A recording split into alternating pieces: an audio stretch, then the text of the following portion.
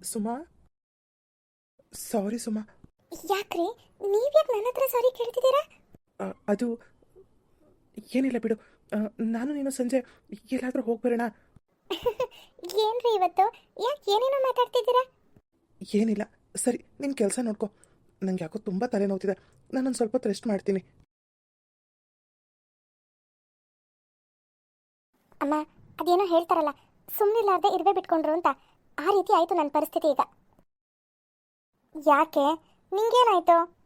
ಇನ್ನೇನಮ್ಮ, ಮತ್ತೆ ಅಣ್ಣನ ಹತ್ರ ದುಡ್ಡು ಕೇಳಬೇಕು ಅಂತ ತಾನೇ ಸಿಟಿಲಿ ನಾನು ನೀನು ಇರೋ ಥರ ನಾಟಕ ಆಡಿದ್ದು. ಈಗ ನೋಡು, ಎಲ್ಲರೂ ಸೇರಿ ಹೆಂಗೆ ಮಾಡಿದ್ರು ಅಂತ. ಎಲ್ಲರೂ ಸೇರಿ ಮಾಡಿದ್ದಲ್ಲ ಕಣೆ, ಸುರೇಶ ಯಾವತ್ತೂ ನನ್ನ ಮಾತನ್ನ ತೆಗೆದುಹಾಕಿಲ್ಲ. ಇಲ್ಲಿವರೆಗೂ ನಾನು ಏನೇನು ಹೇಳಿದ್ದೀನೋ ಅದನ್ನೆಲ್ಲ ನಿಜ ಅಂದ್ಕೊಂಡೇ ಬಂದಿದ್ದಾನೆ. ಸುಮಾನು ಸುಮಾರು ಸರಿ ಅವನ ಕಿವಿ ಚುಚ್ಚಿದಾಳೆ, ಆದರೂ ಕೂಡ ಅವನು ನಮ್ಮಮ್ಮ ತಂಗಿನೇ ಸರಿ ಅಂತ ಹೇಳ್ಕೊಂಡು ಬಂದಿರೋನು. ಈಗ ನಮಗೆ ತೊಂದರೆ ಆಗ್ತಿರೋದು ಮಹೇಶ ಮತ್ತು ನಿಶ್ಚಿತಾಯಿಂದ. ಮೊದಲು ಅವರಿಬ್ಬರನ್ನ ಹೇಗಾದರೂ ಮಾಡಿ ಮನೆಯಿಂದ ಆಚೆ ಹಾಕ್ಬೇಕು ನೋಡು. ಅವರಿಬ್ಬರನ್ನೇನು ಆಚೆ ಹಾಕೋದು? ನಿಜ ಗೊತ್ತಾದರೆ 4 ಜನನು ಸೇರಿ ನಮ್ಮಿಬ್ಬರನ್ನ ಆಚೆಗೆ ಹಾಕ್ತಾರಷ್ಟೆ. ಏನು, ನಮ್ಮಿಬ್ಬರನ್ನ ಆಚೆಗೆ ಹಾಕ್ತಾರ? ಏನು ಮಾತಾಡ್ತಿದ್ಯಾ ಶಾಲಿನಿ ನೀನು? ನೋಡ್ತಾ ಇರು, ಇವ್ರು ಹಿಂಗೆ ಆಡ್ತಿರ್ಲಿ, ನಾನೇ ಅಣ್ಣ ತಮ್ಮಂದ್ರ ಮಧ್ಯೆ ತಂದಿಟ್ಟು ಈ ಮನೇನ 3 ಭಾಗ ಮಾಡ್ತೀನಿ. ಸುರೇಶ್ಗೆ ತನ್ನ ತಾಯಿ ಆಡಿದ ಮಾತು ಕೇಳಿ ತುಂಬಾ ಶಾಕ್ ಆಗುತ್ತೆ. ಅವ್ನಿಗೇನು ಮಾಡಬೇಕು ಅಂತಾನೆ ಗೊತ್ತಾಗಲ್ಲ. ರೀ, ಯಾಕೆ ಇವತ್ತು ಬೆಳಗಿಂದ ಒಂಥರ ವಿಚಿತ್ರವಾಗಿ ಆಡ್ತಿದ್ದೀರಾ? ಬೆಳಗ್ಗೆ ನೋಡಿದ್ರೆ ನಾನು ನೀನು ಸಂಜೆ ಎಲ್ಲಾದರೂ ಹೋಗೋಣ ಅಂದರೆ, ಆಮೇಲೆ ಮಹೇಶ್ ನಿಶ್ಚಿತನ್ನು ಕರಿ ಎಲ್ಲಾದರೂ ಆಚೆ ಹೋಗೋಣ ಅಂದರೆ, ನಾನೇನೋ ಹೊರಗಡೆ ಎಲ್ಲ ಸುತ್ತಾಡ್ಸಕ್ಕೆ ಕರ್ಕೊಂಡು ಹೋಗ್ತೀರಾ ಅಂದರೆ ಪಾರ್ಕ್ ಕರ್ಕೊಂಡು ಬಂದಿದ್ದೀರಾ? ಯಾಕ್ರಿ, ಏನೂ ಮಾತಾಡ್ತಿಲ್ಲ? ಸುಮಾ, ತಂದೆ ತಾಯಿ, ಅಣ್ಣ ತಂಗಿ, ಅಕ್ಕ ತಮ್ಮ, ಇವರನ್ನೆಲ್ಲ ನಾವು ಎಷ್ಟೊಂದು ನಂಬಿರ್ತೀವಲ್ವಾ. ಅವ್ರ ಕಡೆಯಿಂದ ನಂಬಿಕೆ ದ್ರೋಹ ಆಗಿದೆ ಅಂತ ಗೊತ್ತಾದಾಗ ಅದನ್ನು ಡೈಜೆಸ್ಟ್ ಮಾಡ್ಕೊಳ್ಳೋಕ್ಕೂ ಆಗಲ್ಲ. ಅಚ್ಚರಿ, ಈಗ ಯಾಕೆ ಈ ಥರ ಮಾತುಗಳಾಡ್ತಿದ್ದೀರಾ? ಏನಾಯ್ತು? ಸುರೇಶ ತನ್ನ ತಾಯಿ ತಂಗಿ ಆಡಿದ ಮಾತುಗಳನ್ನೆಲ್ಲ ಸುಮಾ, ನಿಶ್ಚಿತ ಹಾಗೆ ಮಹೇಶ್ ಮುಂದೆ ಹೇಳ್ತಾನೆ. ಅಂದ್ರೆ ನಿಮಗೆಲ್ಲ ಸತ್ಯನೂ ಗೊತ್ತಾಗಿದೆ? ಹೌದು ಸುಮಾ, ನನಗೆಲ್ಲ ವಿಷಯ ಗೊತ್ತಾಯಿತು. ಅದು ಅಮ್ಮನ ಬಾಯಿಂದಾನೇ ಗೊತ್ತಾಯಿತು. ಕೇಳಿ ತುಂಬ ನೋವು ಆಯಿತು ಮನಸ್ಸಿಗೆ. ಮಹೇಶ ನನಗೆ ಮೊದಲಿಂದನೂ ಹೇಳ್ತಾ ಇದ್ದ, ಅಮ್ಮ ಏನು ಕೇಳಿದ್ರು ಹ್ಞೂ ಅನ್ಬೇಡ. ನೀನು ಹಾಗೆ ಹೇಳ್ತೀಯ ಅಂತ ಅವ್ರಿಗೆ ಚೆನ್ನಾಗಿ ಗೊತ್ತು, ಅದಕ್ಕೆ ಅವ್ರು ನಿನ್ನ ಯಾವಾಗಲೂ ಮಿಸ್ಯೂಸ್ ಮಾಡ್ಕೊಳ್ತಾರೆ ಅಂತ. ಆದರೆ ನಾನು ಅವ್ನ ಮಾತನ್ನ ಕಿವಿ ಮೇಲೆ ಹಾಕ್ಕೊಳ್ಳಿಲ್ಲ. ನೀನು ಕೂಡ ಎಷ್ಟೋ ಸತಿ ನನ್ನ ಹತ್ರ ಹೇಳ್ದೆ, ಆದರೆ ನಾನು ನಿನ್ನೆ ಬೈದಿದ್ದೀನಿ ಹೊರತು ಯಾರು ಹೇಳ್ತಾ ಇರೋದು ನಿಜ, ಯಾರು ಹೇಳ್ತಾ ಇರೋದು ಸುಳ್ಳು ಅಂತ ನಾನು ಒಂದು ಸರಿನೂ ಯೋಚನೆ ಮಾಡಿರಲಿಲ್ಲ. ರೀ, ನಿಮ್ಮಿಂದ ಈ ಥರ ಸುಳ್ಳು ಹೇಳಿ ಎಷ್ಟೆಲ್ಲ ಹಣ ದೋಚಿದ್ದಾರೆ ಗೊತ್ತಾ ಅವರು? ನನಗಂತೂ ನೀವು ಕಷ್ಟಪಡೋದು ನೋಡಿ ತುಂಬಾನೇ ಬೇಜಾರಾಗ್ತಿತ್ತು. ಆದರೆ ನನ್ಗೆ ಏನು ಮಾಡಲಿ, ನಾನು ಏನೇ ಹೇಳಕ್ಕೋದ್ರೂ ನೀವು ಅದನ್ನು ಕಿವಿ ಮೇಲೆ ಹಾಕೋತಿರ್ಲಿಲ್ಲ. ಯಾವಾಗಲೂ ನನ್ನನ್ನೇ ಬೈತಾ ಇದ್ರಿ. ಸುಮಾ, ನಾನು ಯೋಚನೆ ಮಾಡ್ತಾ ಇರೋದು ಹಣದ ಬಗ್ಗೆ ಅಲ್ಲ. ಹಣ ಇವತ್ತಿರುತ್ತೆ, ನಾಳೆ ಹೋಗುತ್ತೆ.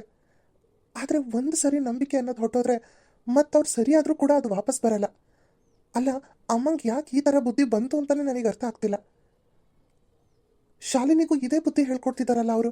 ನಾಳೆ ಅವಳು ಕೂಡ ಅವಳು ಗಂಡನ ಮನೆಗೆ ಹೋಗಿ ಸಂಸಾರ ಮಾಡಬೇಡ್ವಾ? ತಾಯಿ ಆದವಳು ಮಗಳಿಗೆ ಒಳ್ಳೆ ಬುದ್ಧಿ ಹೇಳ್ಕೊಡ್ಬೇಕಲ್ವಾ? ಭಾವ, ನಿಮ್ಮ ತಂಗಿ ಏನು ಸಾಮಾನ್ಯದವಳಲ್ಲ. ಅವಳಿಗೇನಾದರೂ ಬೇಕಾದರೆ ಡೈರೆಕ್ಟಾಗಿ ಬಂದು ನಮ್ಮನ್ನು ಕೇಳಿ. ನಾವೇನು ಕೊಡ್ಸಲ್ಲ ಮಾಡಲ್ಲ ಅಂತ ಹೇಳಿಲ್ವಲ್ಲ. ಯಾವಾಗ ನೋಡಿದ್ರು ಅತ್ತೆಗೆ ಹೇಳೋದು, ಅತ್ತೆ ಇಲ್ಲಿ ಬಂದು ನಾಟಕ ಆಡ್ಕೊಂಡು ನಿಮ್ಮ ಕಿವಿ ಚುಚ್ಚೋದು. ಹೌದು ರೀ, ನಿಶ್ಚಿತ ಹೇಳ್ತಿರೋದು ಕರೆಕ್ಟು. ನಾವು ಮದುವೆ ಬಂದಾಗ್ಲಿಂದ ಶಾಲಿನಿ ನನ್ನ ನಿಶ್ಚಿತನ ಒಂದಿನಾದ್ರೂ ಪ್ರೀತಿಯಿಂದ ಅತ್ತಿಗೆ ಅಂತ ಮಾತಾಡ್ಸಿದಾಳ? ಬರೀ ಒಳಗೊಂದು ಹೊರಗೊಂದು. ನಮಗೂ ಬೇಜಾರಾಗುತ್ತೆ ತಾನೇ. ಇದನ್ನೆಲ್ಲ ನಾನು ನಿಮ್ಮ ಹತ್ರ ಹೇಳಬೇಕು ಅಂತ ತುಂಬ ಸರಿ ಅಂದ್ಕೊಂಡಿದ್ದೀನಿ, ಆದರೆ ನೀವು ಯಾವುದನ್ನು ಕೇಳಿಸ್ಕೊಳ್ತಾನೆ ಇರಲಿಲ್ಲ. ಈಗ ನೋಡಿ, ನಿಮಗೆ ಎಲ್ಲ ಸತ್ಯನೂ ಗೊತ್ತಾಯಿತು. ಅಣ್ಣ, ಇದೇ ಕಾರಣಕ್ಕೆ ಅದಕ್ಕೆ ನಿಶ್ಚಿತನ ನನ್ನ ಜೊತೆ ಮದುವೆ ಮಾಡಿಕೊಡಲ್ಲ ಅಂತ ಹಠ ಹಿಡಿದಿತ್ತು. ಆದರೆ ಮತ್ತೆ ನಾನು ಆ ವಿಷಯ ಹೇಳಿದರೆ ನೀನು ಅದಕ್ಕೇನು ಬೈತಿದ್ದೆ, ಅದಕ್ಕೆ ಬೇಜಾರಾಗ್ತಿತ್ತು. ನಿನ್ನ ಅದಕ್ಕೆ ಮಧ್ಯೆ ಮನಸ್ತಾಪ ಬರಬಾರ್ದು, ನೀವಿಬ್ಬರು ಚೆನ್ನಾಗಿರಬೇಕು ಅಂತಾನೆ ಅವತ್ತು ನೀನು ಕೇಳಿದಾಗ ನಾನು ಈ ವಿಷಯ ಹೇಳಲಿಲ್ಲ. ಆದರೆ ನಾನು ನಿಶ್ಚಿತ ಅದಕ್ಕೆನ ಕನ್ವಿನ್ಸ್ ಮಾಡಿದ್ವಿ. ಅದಕ್ಕೆ ಕಷ್ಟ ಆದಾಗಲೆಲ್ಲ ನಾನು ಅವ್ರಿಗೆ ಸಹಾಯ ಮಾಡ್ತಿದ್ದೆ. ಅದಕ್ಕೆ ಸಹಾಯ ಮಾಡ್ದವನು ನಾಳೆ ನಾನು ಹೆಂಡ್ತಿಗೆ ಮಾಡಲ್ವಾ? ಪ್ಲೀಸ್ ಅದಕ್ಕೆ ಒಪ್ಕೊಳ್ಳಿ. ನಾವು ಮೂವರು ಸೇರಿ ಶಾಲಿನಿಗೂ ಅಮ್ಮಂಗೂ ಬುದ್ಧಿ ಕಳ್ಸೋಣ ಅಂತ ಅದಕ್ಕೇನ ಕಷ್ಟಪಟ್ಟು ಈ ಮದುವೆಗೆ ಒಪ್ಸಿದ್ವಿ. ಸುಮಾ, ನೀನು ಮಹೇಶಂಗೆ ನಿಶ್ಚಿತ ಅಂತ ಅಂದ್ಕೊಂಡು ಒಳ್ಳೆ ಕೆಲಸನೇ ಮಾಡಿದ್ಯಾ. ನಿಶ್ಚಿತ ಹೇಳಿದಾಗ ನನಗೆ ಕೋಪ ಬಂತು, ಆದರೆ ನಿನ್ನನ್ನು ಬೈದಂಗೆ ಅವಳನ್ನ ಬೈಯೋಕ್ಕಾಗಲ್ಲ ಅಲ್ವಾ? ಹಾಗಾಗಿ ತಡ್ಕೊಂಡು ಸುಮ್ಮನಾದೆ. ಆದರೂ ನಿಶ್ಚಿತ ಮಾತಲ್ಲಿ ಒಂದು ಅರ್ಥ ಇದೆ ಅಂತ ನನಗೆ ಅನ್ನಿಸ್ತು. ನಿಜವಾಗ್ಲೂ ನಾನು ನಿಮ್ಗಳಿಗೆಲ್ಲ ಟೈಮೇ ಕೊಡ್ತಾ ಇಲ್ಲ, ನಿಮಗೋಸ್ಕರ ಏನೂ ಮಾಡ್ತಾನೂ ಇಲ್ಲ. ಎಲ್ಲ ಅಮ್ಮ ಶಾಲಿನಿಗೆ ಮಾಡ್ತಾ ಇದ್ದೀನಿ. ಆದರೂ ಕೂಡ ಅವರು ಈ ರೀತಿ ಎಲ್ಲ ಮಾಡ್ತಾರಲ್ಲ, ನನಗಂತೂ ತುಂಬಾ ಬೇಜಾರಾಗ್ತಿದೆ. ರೀ, ನನಗಂತೂ ನಿಮ್ಮ ಮೇಲೆ ಎಷ್ಟು ಬೇಜಾರಾಗ್ತಿತ್ತು ಅಂದರೆ ನೀವು ಅವರಿಬ್ಬರನ್ನ ಎಷ್ಟು ನಂಬಿದ್ರಿ. ಆದರೆ ಅವರು ನಿಮ್ಮ ಬೆನ್ನಿಂದ ಎಷ್ಟೆಲ್ಲ ಆಟಗಳನ್ನು ಆಡ್ತಿದ್ರು. ನನಗೆ ಅದೇ ತುಂಬ ಬೇಜಾರಾಗ್ತಿತ್ತು. ನಾನು ಮಹೇಶನ ಹತ್ರ ತುಂಬ ಸರಿ ಹೇಳಿದ್ದೀನಿ, ಅವನು ನಿಮ್ಮ ಹತ್ರ ಹೇಳೋಕ್ಕೆ ಪ್ರಯತ್ನ ಪಟ್ಟಿದ್ದಾನೆ. ಈಗ ನೊಂದ್ಕೊಂಡ್ರೆ ಪ್ರಯೋಜನ ಏನ್ರಿ? ನನಗಂತೂ ಅವರಿಬ್ಬರು ನೆನೆಸ್ಕೊಂಡ್ರೆ ಕೆಟ್ಟ ಕೋಪ ಬರ್ತಿದೆ. ಥೂ, ನನ್ನ ಮಹೇಶನ್ನ ಬೇರೆ ಮಾಡ್ತೀನಿ ಅಂತ ಅದು ಯಾವ ಬಾಯಲ್ಲಿ ಹೇಳಿದ್ರು ಅಮ್ಮ? ಅವ್ರಿಗೇನು ಅನ್ನಿಸ್ತಾನೆ ಇಲ್ವಾ? ಅವ್ರಿಗೆ ಯಾಕೆ ಈ ರೀತಿ ಬುದ್ಧಿ ಕಲ್ತರು ಅಂತಲೇ ನನಗೆ ಅರ್ಥ ಆಗ್ತಿಲ್ಲ. ಅಣ್ಣ ನಡಿ, ಈಗಲೇ ಮನೆಗೆ ಹೋಗಿ ನೀವಿಬ್ಬರು ಆಡ್ತಿದ್ದ ನಾಟಕ ಎಲ್ಲ ನಮಗೆ ಗೊತ್ತು, ನೀವು ಯಾಕೆ ಈ ರೀತಿ ಆಡ್ತಿದ್ದೀರಾ ಅಂತ ಎಲ್ಲ ವಿಷಯನೂ ಕೇಳೋಣ. ಇದು ಹೀಗೆ ಬಿಟ್ಟರೆ ಸರಿ ಹೋಗಲ್ಲ. ಬಾವಾ, ನಿಜವಾಗ್ಲೂ ನಿಮ್ಮನ್ನು ನೋಡ್ತಾ ಇದ್ರೆ ನನಗೆ ತುಂಬಾ ಬೇಜಾರಾಗ್ತಿದೆ. ನೀವು ಹೇಳ್ದಂಗೆ ದುಡ್ಡು ಇವತ್ತಿರುತ್ತೆ, ನಾಳೆ ಹೋಗುತ್ತೆ. ಆದರೆ ನಂಬಿಕೆ ಅನ್ನೋದು ಒಂದು ಸರಿ ಹೊಟ್ಟೋದ್ರೆ ಅದು ಯಾವತ್ತೂ ವಾಪಸ್ ಬರಲ್ಲ.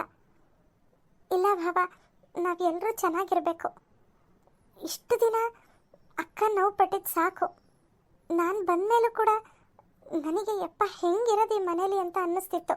ಪಾಪ ಅಷ್ಟು ತಿಂಗಳು ಅಕ್ಕ ಇಲ್ಲಿ ಹೇಗಿದ್ಲು ಅಂತ ನನಗೆ ಖಂಡಿತ ಗೊತ್ತಿಲ್ಲ. ಇಲ್ಲ ಭಾವ, ಇದು ಮುಂದುವರಿಬಾರ್ದು.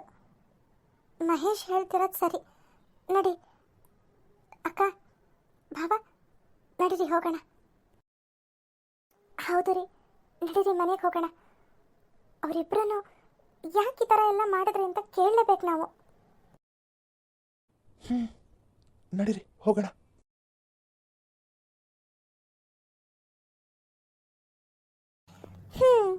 ಎಲ್ಲರೂ ಆಚೆ ಆರಾಮಾಗಿ ಸುತ್ತಾಡ್ಕೊಂಡು ಬಂದ್ರಾ? ನೋಡಿದ್ಯಾ ಶಾಲಿನಿ, ನಿನ್ಗೇನಾದರೂ ಬೇಕು ಅಂತ ಕೇಳಿದಾಗ ನಿಮ್ಮ ಅಣ್ಣಂದ್ರಿಗೆ ದುಡ್ಡು ಖರ್ಚಾಗುತ್ತೆ. ಆದರೆ ಅವ್ರ ಹೆಂಡತಿರನ್ನ ಆಚೆ ಕರ್ಕೊಂಡೋಗಿ ಸುತ್ತಾಡ್ಸ್ಕೊಂಡು ಬರೋಕ್ಕೆ ದುಡ್ಡಿರುತ್ತೆ. ಅಮ್ಮ, ಯಾಕೆ ಈ ರೀತಿ ಎಲ್ಲ ಮಾತಾಡ್ತಿದ್ಯಾ? ಮಾತಾಡ್ದೆ ಇನ್ನೇನು ಮಾಡ್ಲೋ? ನಾನು ಮಾತಾಡಿದ ತಕ್ಷಣ ನಿನಗೆ ಕೋಪ ಬಂದ್ಬಿಡ್ತು. ಆದರೆ ನೀನು ಮಾಡ್ತಾ ಇರೋದು ನನಗೆ ಕೋಪ ಬರಲ್ವಾ?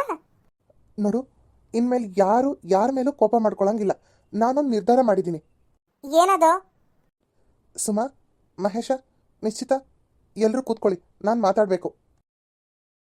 ನೋಡಿ, ಯಾರಿಗೆ ಜಾಸ್ತಿ ಖರ್ಚು, ಯಾರಿಗೆ ಕಡಿಮೆ ಖರ್ಚು, ಇದೇ ವಿಚಾರಕ್ಕೆ ತಾನೇ ಈ ಮನೇಲಿ ಮನಸ್ತಾಪ ಶುರುವಾಗಿರೋದು. ಇನ್ಮೇಲೆ ಆ ಮನಸ್ತಾಪಗಳೇ ಇರಲ್ಲ.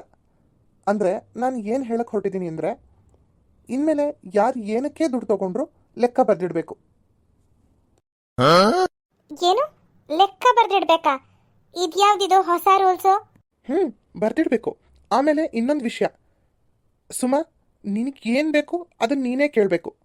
ಮಹೇಶ, ನೀನು ಅಷ್ಟೇ. ನಿಶ್ಚಿತ, ನಿನಗೇನಾದರೂ ಬೇಕಾದರೆ ರೀ ನಿಮ್ಮ ಅಣ್ಣಂಗೆ ಹೇಳಿ ಸ್ವಲ್ಪ ದುಡ್ಡಿಸ್ಕೊಳ್ಳಿ ಅಂತ ನೀನು ಹೇಳಂಗಿಲ್ಲ ಅವನಿಗೆ.